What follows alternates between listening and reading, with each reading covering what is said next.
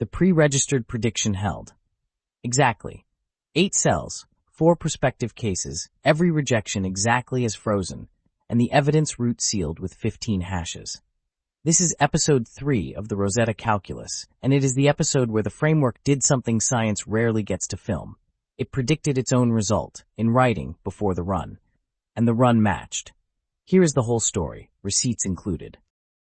What was frozen before anything ran? 4 prospective cases, F, G, H, and J, each targeting a missing meat from episode 2. F, signature and algorithm binding, everything else failed. G, signature, task, and challenge, issuer and algorithm failed.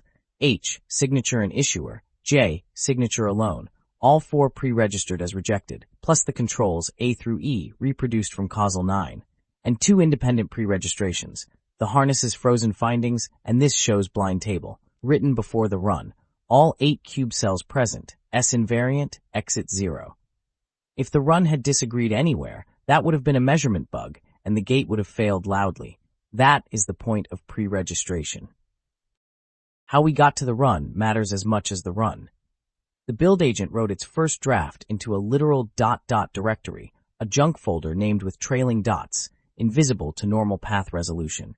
Recovered cleanly, deleted only after verifying it contained nothing else.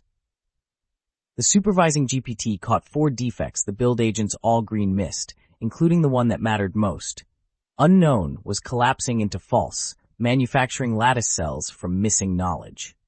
The exact rule this whole experiment exists to protect. Then the typo, undetermined versus underdetermined, 1 missing pair of letters that would have crashed the report after evidence files started writing, breaking the write once root at the worst possible moment. A syntax check cannot catch property names. Readback can. That is why we kept doing it. Then the producer freeze. Commit DC7D224, parented to the causal 9 producer. 2 files, the harness and a fixture byte identical to the frozen trust policy. Same hash, F237C902, the same trusted keys from causal 9. Evidence root confirmed absent. Then the one-shot.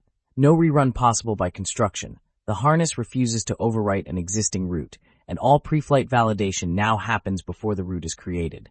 The fix that saved us when that typo would have crashed mid-write. The run, exit code 0. All 4 prospective cases realize their exact frozen signatures. F, signature and algorithm, rejected. G, signature, task, challenge, rejected. H, signature and issuer, rejected. J, signature alone, rejected. Combined with A, B, C, and E, the observed family now realizes all 8 cells of the Boolean cube over issuer identity, algorithm binding, and task binding. Lattice B3, true. Structural success, true. 16 evidence files, 15 bound by the manifest. Every hash verified independently. Private keys never written. One shot, sealed. What this means.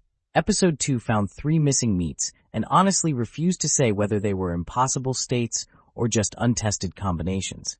Now the answer is prospective, not retrospective. The missing meats were missing observations. F, G, and H realized them. J realized the bottom state. Within this frozen family, the earlier joined semi-lattice break was a coverage gap, not a structural prohibition.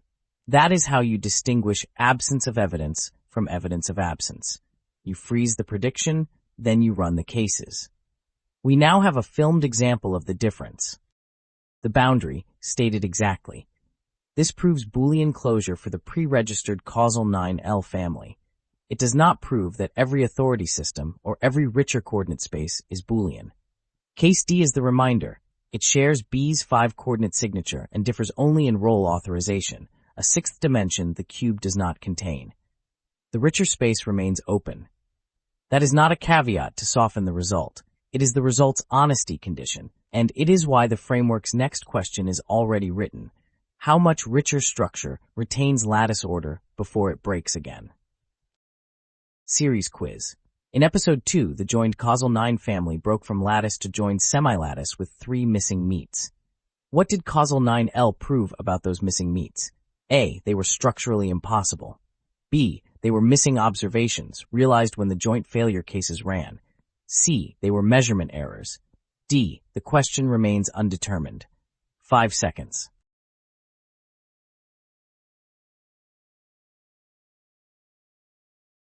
The answer is B. The The pre-registered joint failure cases realized all three missing signatures, and J realized the bottom state, so the episode 2 break was missing observations, not forbidden structure. And the deeper lesson, you can only say that prospectively by freezing predictions before the run.